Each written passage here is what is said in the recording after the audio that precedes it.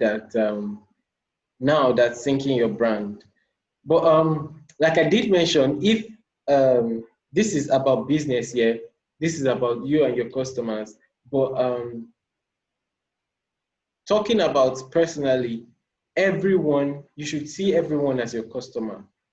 You should see everyone as a customer. I did mention that building a brand is something that has been there since everybody knew you as a person. So whether you have a business now or you are thinking about starting, your brand has been going on. People are going to say, okay, when you ask people who is Mario, they are going to say, oh, Mario is this, Mario is that. So even if they say Mario is a confident person, they know that whatever brand he's going to sell, whatever he's going to sell as a product is going to be something he's confident in. And that's what I mean when I'm talking about your brand and your customers. You have to see everyone as your customer. Everyone you meet is a potential customer. Is someone that you can sell what your product to. So when I'm talking about customers, I'm talking also about potential customers. Even though I do use the example of selling on Instagram and your Instagram page. But let's kick on. Okay, so right attitude to self-branding. Okay, so the right attitude to self-branding, you have to, like I said before, you have to know that it's a process.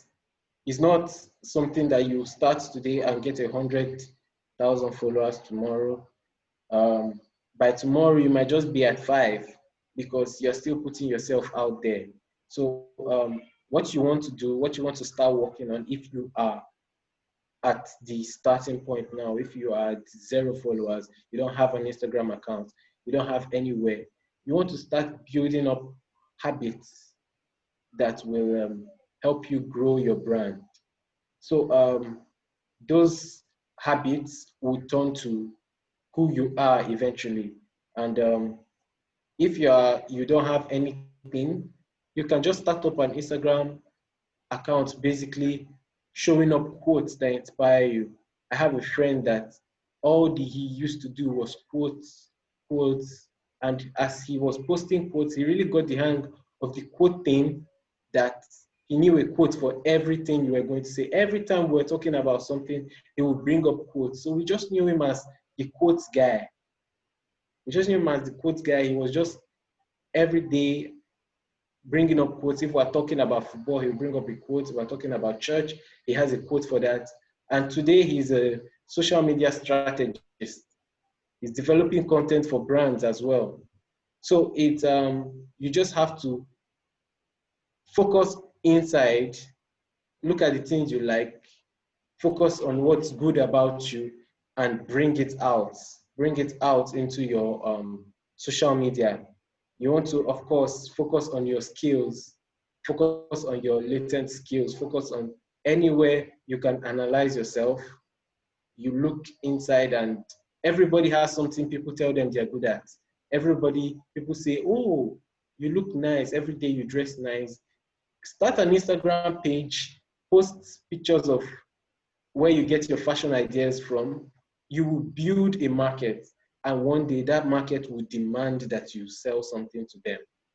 So I also have a friend who she was into fashion. She was basically a fashionista. She would come to the office and that's what she's wearing, the latest style, there is nothing that came out that she didn't wear. And when she started putting those things on the Instagram, we would go there and we would see people commenting on it. Oh, this is nice. I'll wear this idea. And they'll be tagging her in posts where they tried out a fashion suggestion. And now today, she has opened her own store where she sells dresses. And of course, those people who were following her just to see fashion content will see what they want to buy and will patronize her. that is how you grow, and that is how you turn your personal hobby, your personal skill into into a marketable resource on social media. So basically, I have this checklist on screen for you to, to see how good your social media is doing. Your social media has to be authentic. You have to be interested in others. You have to practice empathy, and you have to mind your manners. So being authentic is people want to see a bit of you in everything you do. If you basically you want to go the shortcut, most people try to go to the shortcut of just mix and yes, a part of it is mix and match. But when you do too much content that's on Google, this one I've seen it everywhere. I've so on Thursday you want to copy from someone else, on Friday you copy from another person.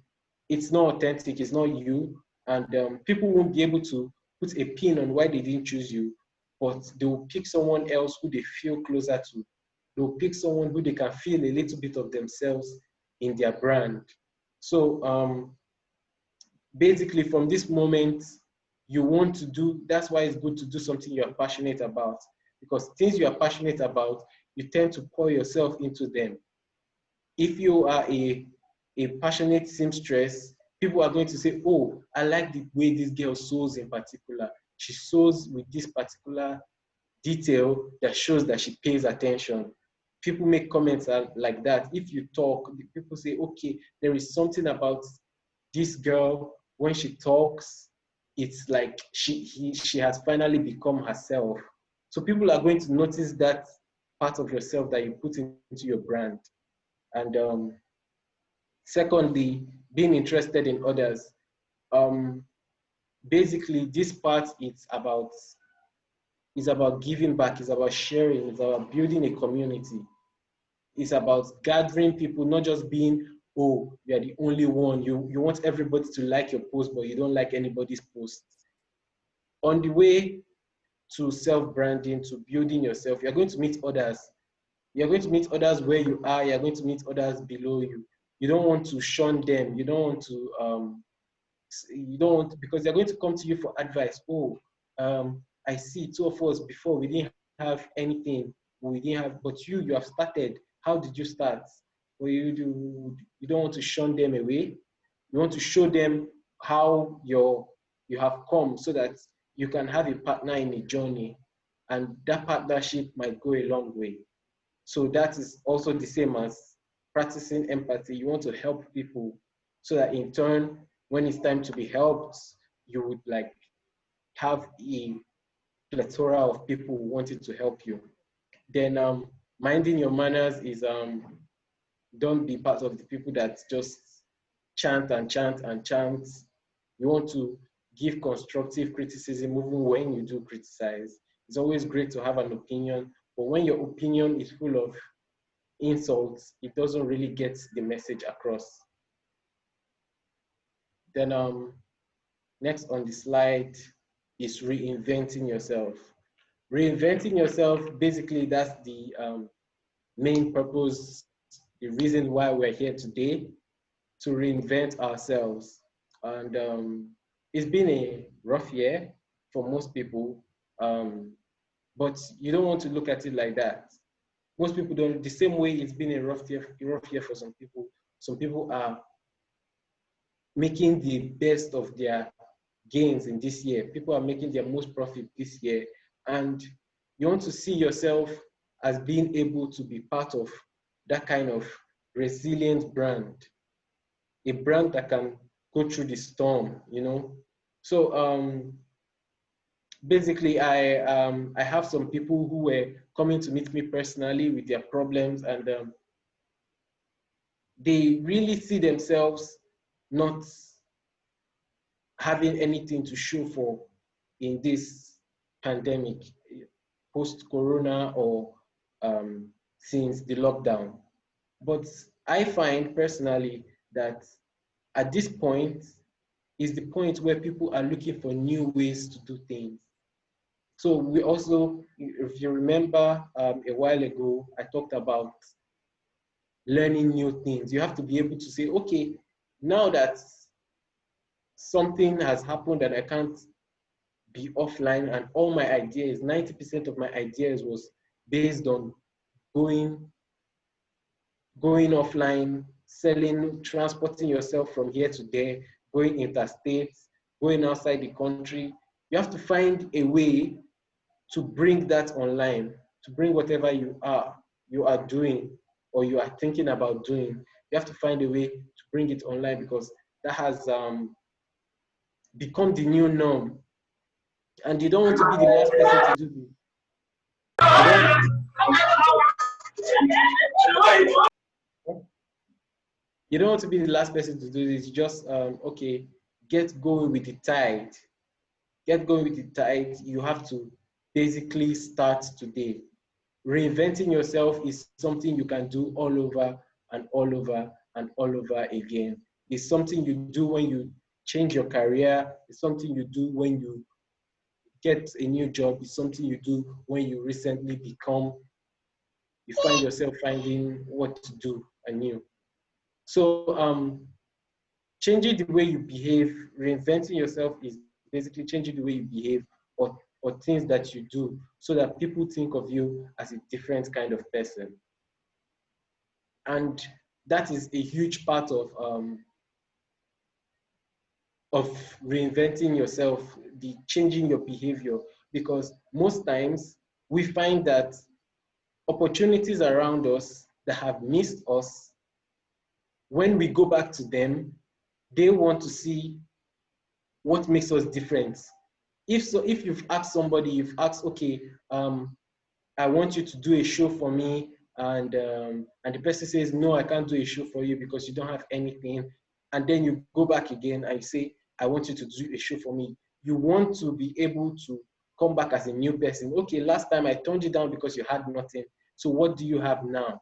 So reinventing yourself is about knowing your strengths, developing new skills. If you felt that, okay, before I was a bit lazy, I used to sleep for 10 hours or 20 hours, you need to cut back and really change yourself, because that is what people see. If you want to be seen as a hardworking person, you can't be going around, people sending you messages by 7 a.m. and you're not awake. When you go and you send someone a message by 6 o'clock and the person replies immediately, what do you think? You think, okay, this person is awake now, this person is awake. People will even whine you, people will even say, you are making money, why are you up? Why are you this? And from there, people begin to take you seriously. People begin to think of you as that person they can count on when it's 6 a.m. in the morning and it's too early to contact anybody else. So for me, in my experience, okay, especially when I was working at BAT, British American Tobacco, it was a bit tough for me. I used to be a laid back person. I'm this kind of person that you can't stress me, man. I cannot be stressed, no matter what. Bring your money, bring everything. I can't be stressed. But BAT, being an international organization, was a fast-paced environment. Was a place where you, if someone sends you an email and you haven't replied in 5 minutes, they send you a follow-up email saying, why haven't you replied? So I really had to reinvent myself. I had to turn my phone into my second house. Basically, every email you send to my phone, it beeps, it makes this loud voice that it shakes me. So I had to pick up the habit of responding to emails immediately. And I was able to do that. And people began to, people began to respect me because I was able to manage everybody's expectation at the same time. People don't see me reply to their emails. They just see me as they send the email and see that it's done. I'll be on my laptop. You won't even see me pick up my phone. And I've responded to everybody. So what I'll urge you to do today is make a checklist of things you want to do that will help you reinvent yourself. Parts of your life you want to change that will help you become a better person. And I believe it will really, really help you in the long scape of things. And I think that's all for all I have to say. I will try and make these slides available for those of you that will need it. And I think also the video will be available. So if you have any questions, you can feel free to ask now. I will answer. Okay, thank you, Mario. We really do appreciate. Okay, You're welcome. I do have a question though. Okay. You know, you've been talking about someone that has a business, someone that has a job. So my question is like this: someone that lost their job during the pandemic, yeah, Okay. and they're trying to find their feet. How do you think the person can brand themselves personally? Like finding their feet, they don't know if they want to go. If they get a job, that they'll definitely say yes. But they haven't gotten any job. You know how it is in the country, and still Yeah. Someone is lean. raising their hand. Okay, leaning back to entrepreneurship and all. They still don't know what they want to do. They just left a 9 to 5 work to just hanging. How do you recommend that? What do you recommend for the person when it comes to branding themselves? Okay. As far as branding yourself goes, in terms of looking for a job, it's what you want to do is to get into the mind of your employer.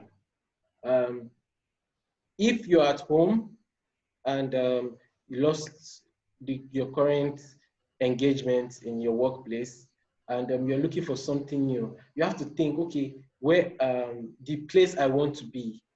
If most people want to be in big companies and all of them are on LinkedIn.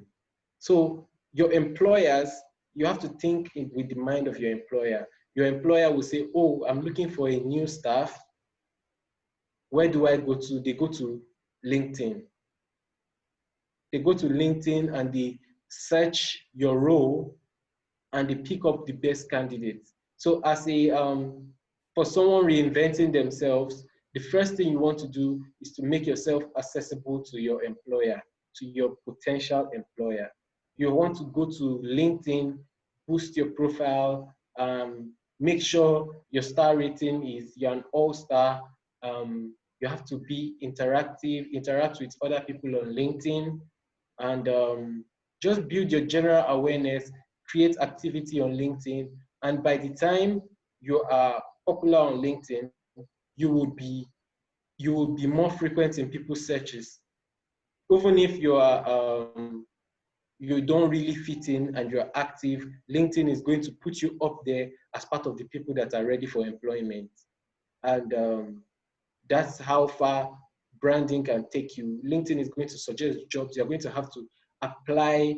You're going to want to get cover letters ready because that's one thing that's hard to do when applying for jobs. Sometimes you have to write a different cover letter. When I was looking for a job, I had to write 5 different cover letters. I set a target that every day I'll apply to 5 jobs and each of them will require a different cover letter. So 5 different cover letters in a day. Trust me, it might seem like beans now, but when you think about saying different things to sometimes you just copy from another person and paste because that's like where your mind has got you to. But for me, I made sure each one was different. I made sure I came across different, and you basically want to stand out from everybody. So pick your niche, pick a place in social media where your employers will go to or in real life. Sometimes, some people question my choice of places I go to. Sometimes it might be in the place you go to. You don't know where you meet your next employer. When you go to places, you want to look like someone that is employable. It might just be one thing you do that someone will say, Are you looking for a job? Are you unemployed? And also, you want to treat everybody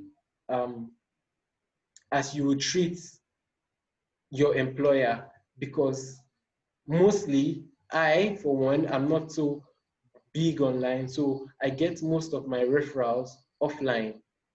So most people would want to say, okay, they don't have anything to give you, but they can refer you to someone who can. So if you have been, oh, you don't have anything to give me now, so why am I begging you? Why am I pleasing you? Nothing. That person is not going to think about you. But if the person is in a position where they can bring you up in a table of discussion where big people are, because of that one thing you did good for them, they are going to put your name up there and you might be considered. So rebranding yourself has to be an all-round reinvention of yourself. It has to be a way of life, a new way of life for you. So that when you do put out content, when you create awareness, when people see you for who you are who they want to employ. So that's it. Okay, thank you for answering my question. The lady that put her hands up is like her network is shaky. She's not on the call anymore. So please, who has questions? Do ask him now. Okay. Okay. Eh, so okay. So when you were talking about I wrote it down. You were talking about rushing to respond to sensitive content. I remember one tweet, one white guy like that. It wasn't a white guy. Get what I'm saying? So it was a guy, a boy. He posted a tweet like some years back, a racism tweet and all. So he got a scholarship. I think it was last year. He got a scholarship, and then he posted it on Twitter again, like happy that he got a scholarship.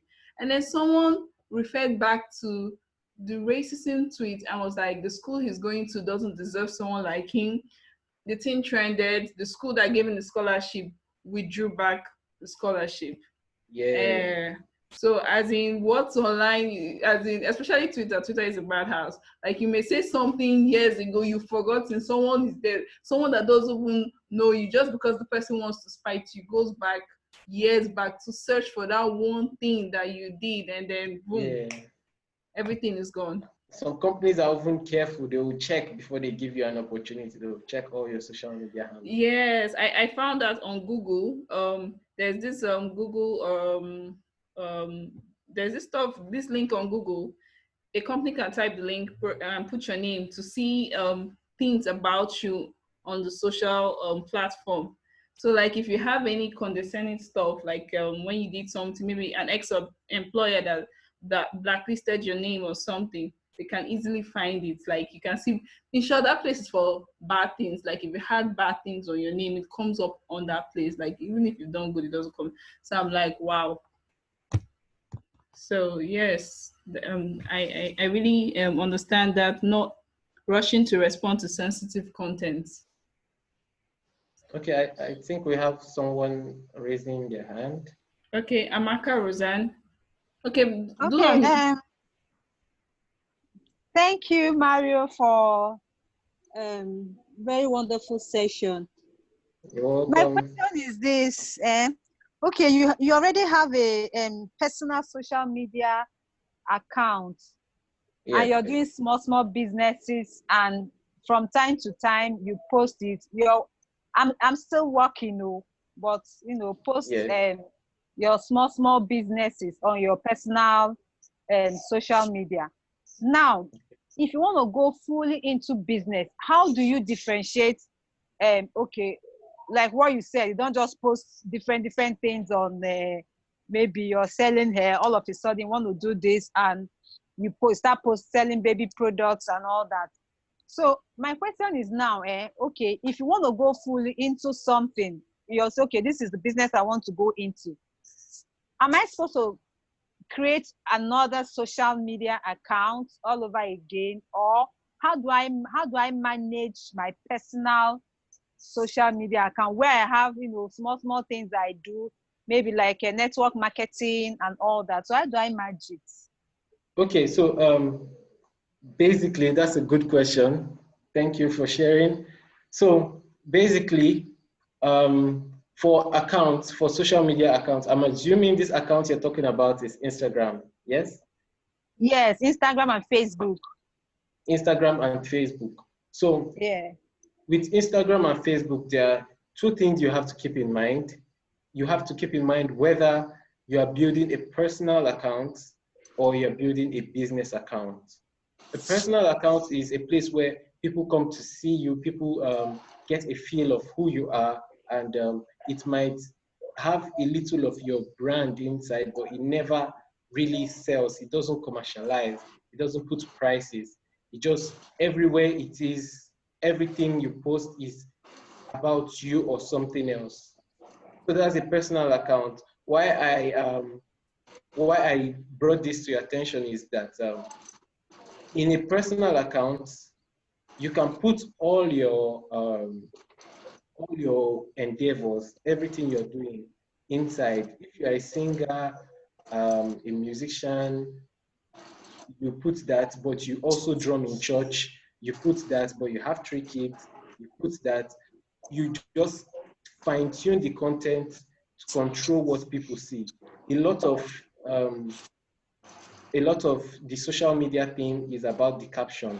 You can put whatever you want in the main box, in the main feed.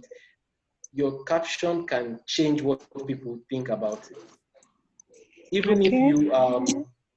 if you are, this is now personally, if you are thinking of going places, you want to travel out, but you're not using a travel account, you can just put a good day for a vacation. Everybody can relate. It's a vacation. It's not business. But if that is a business account, now a business account has to encompass the title of the business, especially in the bio. If you are a hairstylist, you want to put it there that you are a hairstylist. But a hairstylist is different from a hair seller. A hair seller who is a merchant in just hair is going to be posting hair.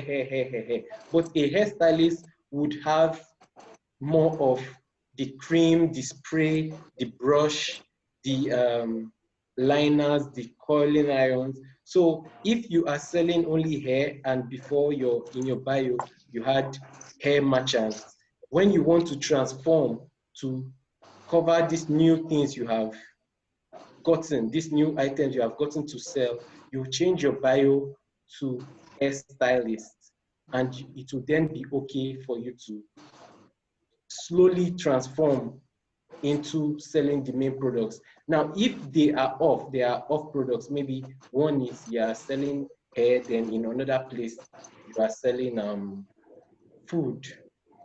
Then you can have a different account, because those ones, they are not in the same industry. So you separate your accounts according to industry, so that then somebody looking for food won't come to your place and see hair. But if someone looking for hair cream comes to your page and they see hair, they know that they are still coming up to the hair cream, or they might, or they just ask you in the DM, all this hair you have, do you by any chance sell hair cream? So you separate them into industry. It's good to group your businesses to have only one account, as that gives you a linear direction, gives you, lines your attention to one. But at the point where there are two separate industries, it's best to have different accounts. I hope Okay. that answers your question. Yeah, thank you so much. It does. Thank you. Thank you. You're welcome. So any other question? I think someone else was raising their hand. No, it's still Amaka, Roseanne. Oh, okay. There's no one else. Okay. Okay. So that I guess that's it for today. All right. Okay, so thank you, Mario, for giving us a little bit of your time. We really do appreciate. We are You're very welcome. grateful. And then thank you everybody who came out. I know it's late, so some people are actually tired. Some people went out to have fun. After all, it's Friday. Anyway, Sha, thank you very much. Do have a beautiful night and good night.